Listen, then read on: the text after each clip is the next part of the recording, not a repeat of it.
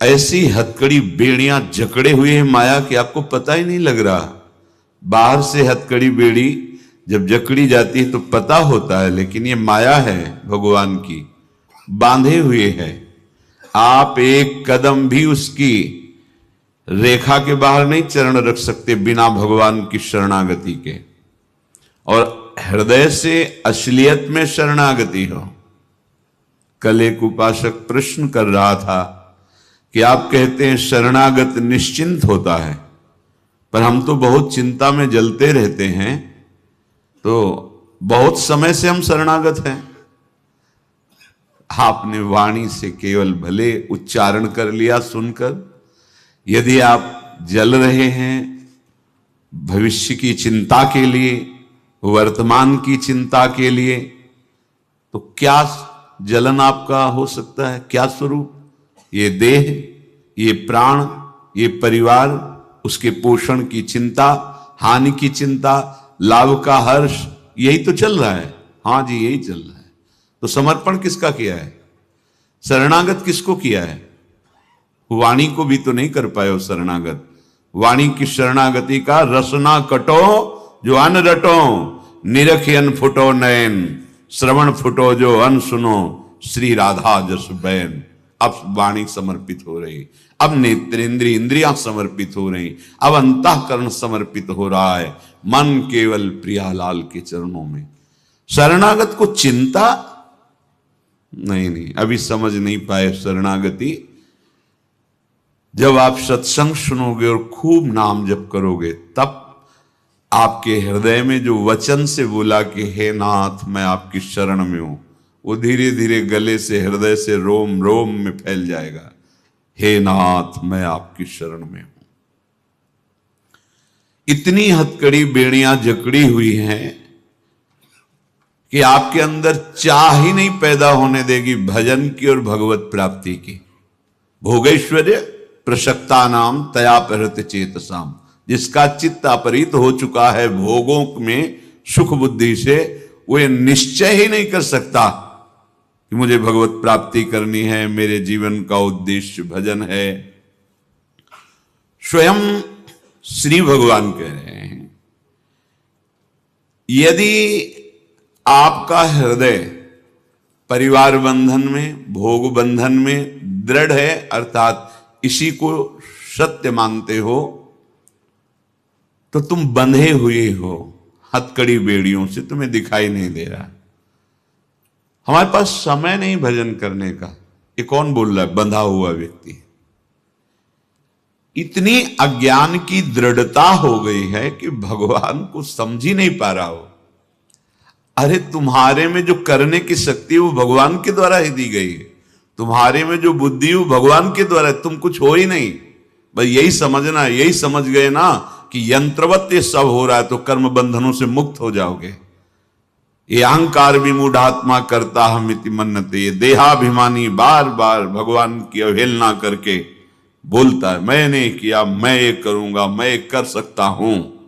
अहंकार विमूढ़ात्मा, ये अज्ञानी अहंकारी अपने आप को और बंधाता रहता है।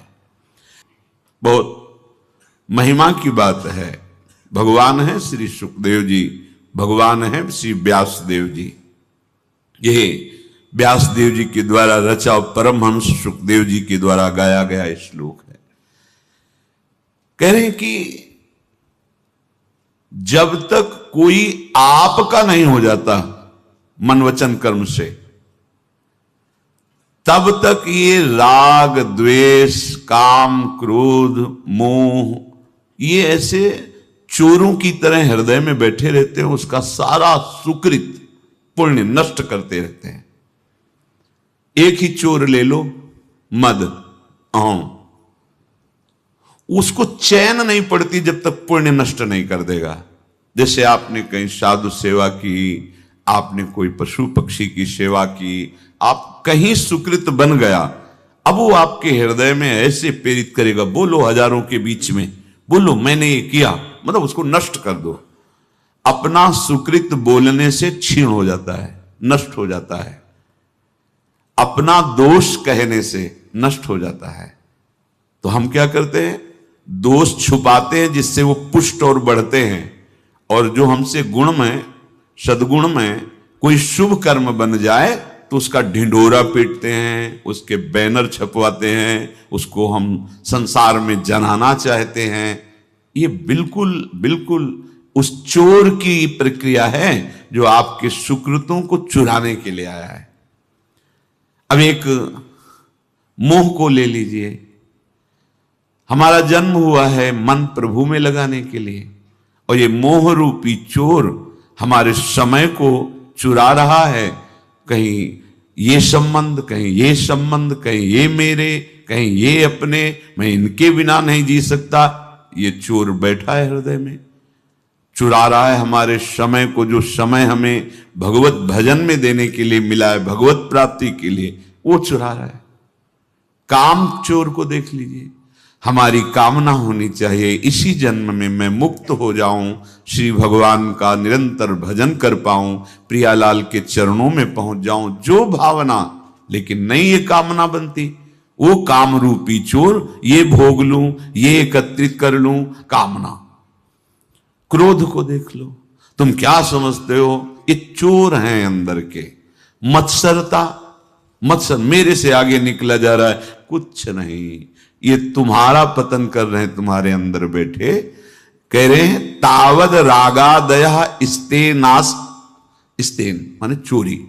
ये चोर हैं, चोर, ये तब तक तुम्हारे हृदय से नहीं निकलेंगे। मान लो, कोई उपाय कर लो, गंगा जी नहाया हो, यमुना जी नहाया हो, तीर्थ याटन कर लो, बाहर शरीर, ये अंदर बैठे हैं, अंदर ऊपर लाठी चलाओ सांप के बिल पे, सांप पे कोई फर्क नहीं पड़ता। इसीलिए हमारी सबसे प्रार्थना रहती है, अंतर में तुम्हारे चिंतन क्या चल रहा है। हमारी बात ज्यादा बाहरी नहीं, हमारी का तात्पर्य अध्यात्म की बात, परमार्थ की बात, भगवत प्रेम की बात, महान भक्ति की बात, योग की बात, ये सब अंतर की बातें हैं। चित्तवृत्ति को भगवदाकार किए बिना इन चोरों को नहीं निकाला जा सकता। इसीलिए 50 वर्ष हो जाते हैं और अपने को हम मानते हैं साधक, पर ये चोर एक भी बाहर नहीं निकल पाते। जहां आप प्रभु के होके, यावत कृष्ण न ते जनाहा, जब तक आपका कोई नहीं बन जाता तब तक ये चोर बख्शते नहीं हैं, चुराते ही रहते हैं, नष्ट ही करते रहते हैं। अंदर बैठे हैं, आप शरीर को पीड़ा दो तो इसको कोई फर्क नहीं पड़ता चोरों को। अगर भजन नहीं हुआ ये नहीं निकलने वाले, ऐसा हमने सुना है स्वयं। लेकिन जब से हम ऐसा करना शुरू किया तो हृदय जलता है। क्यों जल रहा है? क्योंकि अब वो मलों का नाश करेगा। जैसे स्वर्ण को अग्नि में तपाने से उसका मल नष्ट हो जाता है और चमक पड़ता है, ऐसे नाम जप करने से अग्नि पैदा होती। बताया नहीं जैसे दो लकड़ियों के रगड़ने, अब वो अंदर आपके जितने छुपे चोर हैं सबको बाहर निकालेगी। निकल, अब अंदर नहीं रह सकते, क्योंकि नाम भगवान का रस अंदर जा रहा है। सबसे बड़ा चरणामृत, ये जो राधा राधा राधा राधा, ये राधा रस जो निकला, ये अंदर जे भी गया तो इन चोरों के ऊपर जैसे आग रख दी गई हो। ये निकल निकल के बाहर की तरफ चेष्टा करते, पर बहुत जन्मों से, बहुत समय से यहां रह रहे हैं, इसलिए कुछ समय तक तो वो सहते हैं, जल्दी नहीं निकल पाएंगे। ये भी ध्यान रखो, मार पड़ती हो, बार बार आपको दिखाई देगा काम बढ़ रहा है, क्रोध बढ़ रहा है, मोह बढ़ रहा है, बढ़ नहीं रहा वो सब बार बार, पर वो रहना वही चाहते हैं। पर जो योद्धा इनसे भयभीत ना होकर नाम बढ़ाता चला जाता है, फिर ये अनर्थ करने वाले चोरों का नाश कर देता है नाम।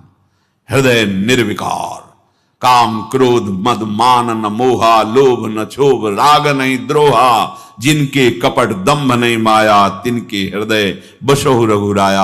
आकर भगवान प्रकाशित होकर विराजमान हो। अगर गए गंदे आचरण कराने वाले, कब तक ये नहीं जाएंगे?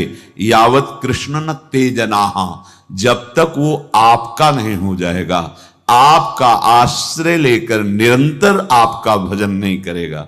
हमें ये बात अच्छे से समझ लेनी है। कह रहे हैं कारागृहम गृहम, घर जेल की तरह उसे बंद कर लेगा। आसक्ति, वृद्धों की बात उनके पुत्र जो भक्त हैं वो बताते हैं। वृंदावन में हमने मकान बना लिया है, वृंदावन में रह रहे हैं, पर हमारे माता पिता घर में हैं, और उनसे जब प्रार्थना करते हैं कि आप धाम चलिए, तो वो कहते हैं बड़ी मेहनत से मकान बनाया है, जिंदा तो हम छोड़ नहीं सकते इसको, अब मरने के बाद ही कुछ हो। क्या हो गया? बोले कारागृहम गृहम, घर उसके लिए जेल का काम करेगी, दुर्गति करवाने नहीं छोड़ सकते। दीवाल की एक एक ईंट से इतनी ममता हो जाएगी, ये मैंने मेहनत करके बनाया, अब इसे कैसे छोड़ सकते हैं? मर जाऊंगा लेकिन छोड़ूंगा नहीं। हाँ पक्का, मर के भी नहीं छोड़ोगे, छिपकली बन के उसी में आओगे, नहीं छोड़ पाओगे। ये कारागृहम गृहम पक्का समझो। तावन मोहोंग्र निगडो, आहा, जैसे हाथों में हथकड़ी पैरों में बेड़ियां डाल दे तो चलने की योग्यता खो देता है, ऐसे मोह, जब तूतली बोली बोलकर बच्चा गोद में दौड़ के चढ़ेगा तो भगवान नहीं नजर आएंगे। ऐसी आसक्ति हो जाएगी कि नहीं नहीं, अब हम कभी नहीं जा सकते। अगर मन में थोड़ा कहीं सत्संग से भजन आदि की बात हुई, नहीं, जहां अर्धांगिनी प्रिय वचन बोलते हुए हम जी पाएंगे आपके बिना? हम तो प्राण त्याग देंगे, प्रभु नहीं याद आएंगे। अच्छा, जिधर देखो उधर मोह की बेड़ियां, मोह का जाल बड़ा निकलना कठिन है। कोई ऐसे महापुरुष होंगे जो घर में भजन करते हुए राग रहित होकर सब परिवार को भगवान का स्वरूप मानते हैं। अंदर की बात तो कहने की जरूरत नहीं, व्यवहार तो जिससे जैसा वैसा ही करना चाहिए।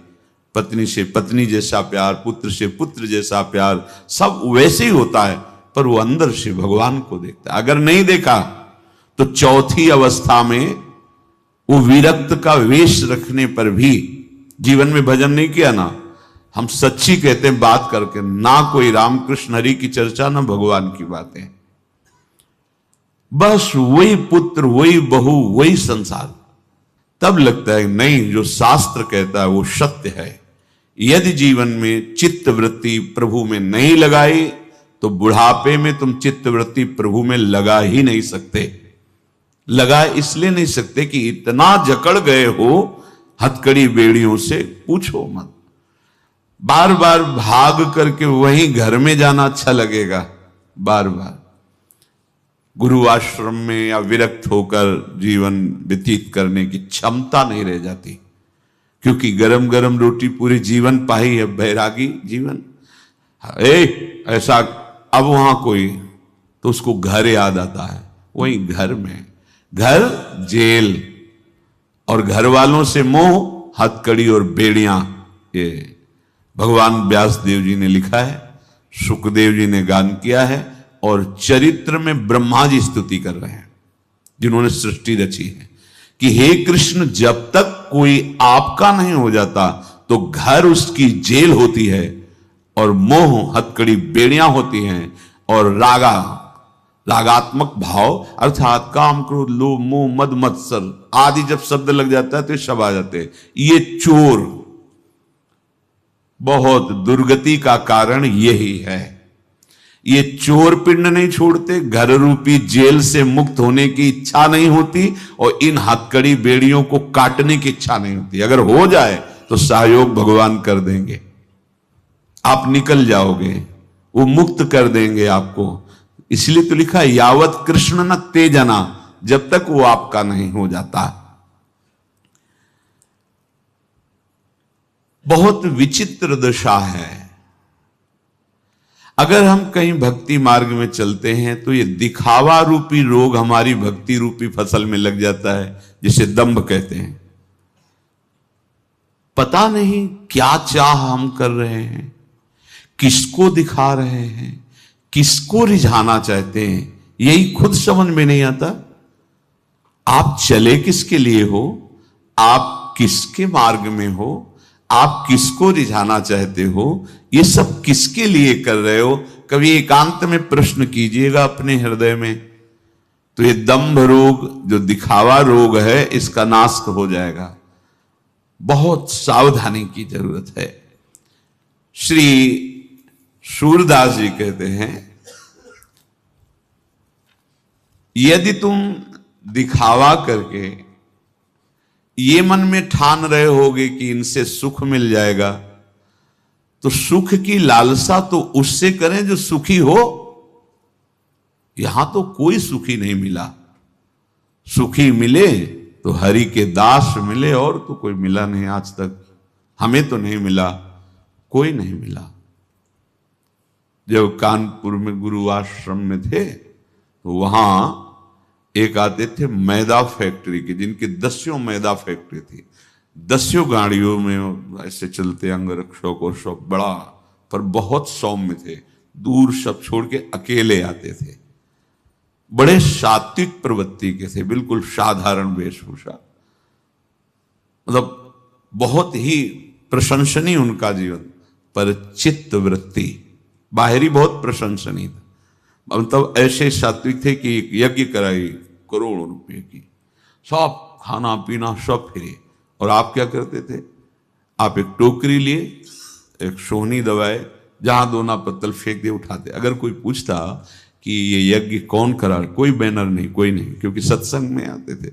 कौन करा रहा है? तो कहते ये मुझे नहीं पता, किसी से पूछो, मुझे तो यहां सेवा मिली है, बड़े भाग्य से तुम्हें दोना पत्तल। ऐसे इतना वैभव, ये सब बाहरी देखो हो रहा है, पर अंतर की चित्त वृत्ति भगवदाकार कृष्णाकार नहीं है। तो अशांति पाई गई उनके हृदय में। जब वार्ता हुई, अशांति। बाहर ये शुभ कर्म हो रहे हैं, इसीलिए आप देखो प्रायः चर्चा में आती तीर्थ स्नान, वेदाध्ययन, यज्ञ याग आदि ऐसे वर्णन करते हैं। वो भजन के समान नहीं हो सकते, वो साधु संग के समान नहीं हो सकते, ऐसा वर्णन किया गया। वो जब बैठते और बात करते तब हमें ऐसे बाहर से देखो तो लगेगा कि इनसे ज्यादा सुखी कौन होगा। धर्मात्मा थे, पुण्यात्मा थे, लेकिन भगत नहीं थे। भगत कौन? जिसकी अखंड चित्तवृत्ति भगवदाकार प्रभु में लगी हुई। ये दुर्लभ बात है। यही परम शांति मचिरेणाधिगच्छति, यही परम शांति मिलती है, परम सुख मिलता है। हम क्यों दिखावा करें? क्या हमें सुख सिंधु का विश्वास नहीं? क्या सुख सिंधु से परिचय नहीं? क्या सुख सिंधु का भजन नहीं? तो भगत किस बात के? चाहे गृहस्थ हो चाहे विरक्त, गृहस्थ हो या विरक्त, किस बात के भगत?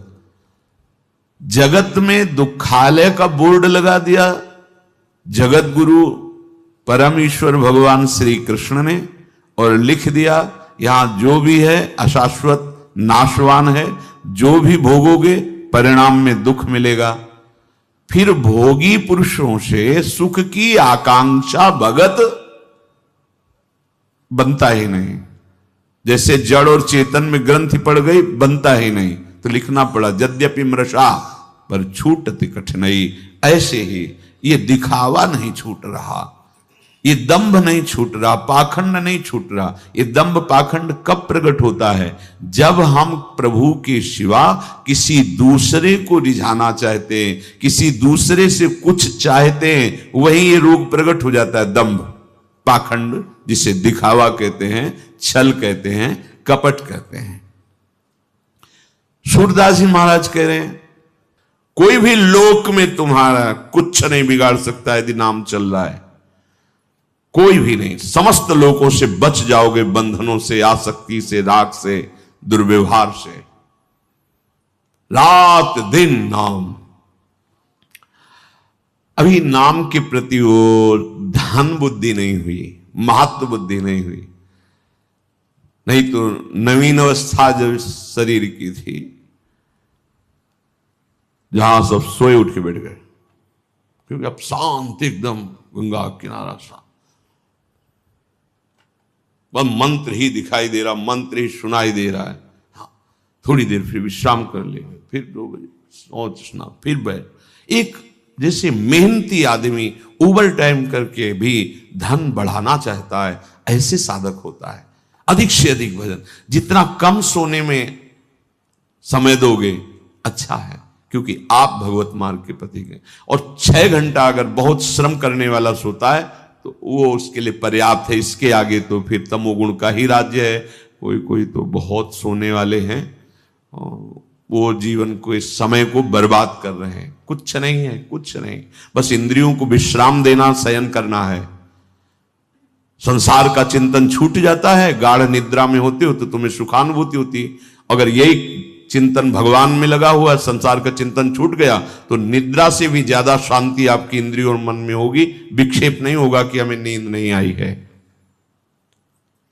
रात दिन नाम जपने की बात, इन पूरे शास्त्रों में, सब संतों में यही पाया है। इसलिए हमारी किसी साधन पे विशेष रुचि नहीं रह गई। एक ही बात रह गई है कि तुम्हारे कान सुने और तुम्हारे हृदय में स्फुरित हो और नेत्र वही देखें, बस नाम नाम। नामी भी पीछे, पहले ना। नामी भी, गोस्वामी जी ने कहा है कि को बड़ छोट कहत अपराधु। वैसे अगर हम किसी को बड़ा और छोटा कहे तो अपराध लगेगा, क्योंकि वही नामी वही नाम। पर जो सुजान जन है वो समझ जाएंगे, नाम स्वामी है और नामी सेवक है। स्वामी जहां विराजमान होता, सेवक को वहां आना पड़ता है। अगर नाम विराजमान है तो सेवक है, नामी उसको आना पड़ेगा। ऐसा गोस्वामी जी ने वर्णन किया है। यहां कह रहे हैं कि नाम जपने में रुचि और नाम को बढ़ाना और नाम को पचाना क्यों नहीं हो पा रहा? क्योंकि हम द्वंद्वों में फिसल जाते हैं। इसलिए आगे कह रहे, शीत उष्ण सुख दुख नहीं माने, हर्ष शोक नहीं खाचे। तो नाम क्या करेगा? समा लेगा अपने में। जाई समाई सूरवा निधि में, बहुरी जगत नहीं नाचे। जो अपनो मन हरि सो राचे। यदि अपना मन हरि में लग जाए, हरि नाम में लग जाए और सहना आ जाए, बस भजन रुकना एक ही बात से होता है। हम सहन नहीं कर पा रहे हैं प्रहार को, आंतरिक और बाहर, और योद्धा को प्रहार सहना ही पड़ेगा। भगवत मार्ग में चलने वाला योद्धा है। संपूर्ण संसार एक पक्ष में, तू अकेला। पूज्यपाद उड़िया बाबा के वचन, ऐ साधक सावधान, ये महायुद्ध है।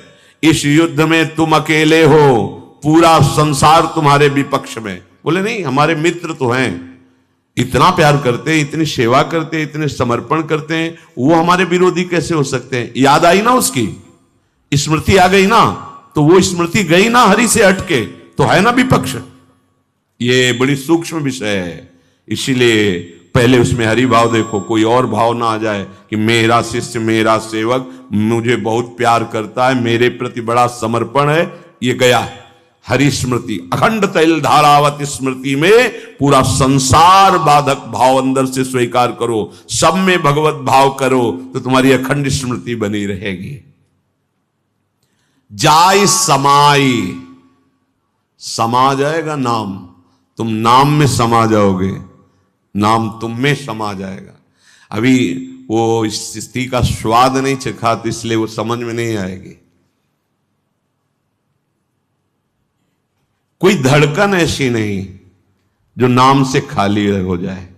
देखो तो अभ्यास करके, जैसे हर जगह पकड़ो तो धड़कन हो रही ना नस नाड़ियों में, ऐसे नाम संचरित हो जाता है, जपना नहीं पड़ता, अपने आप वो स्फुरित होता है। तभी तो आनंद में माचे, मस्त हो जाता है आनंद में।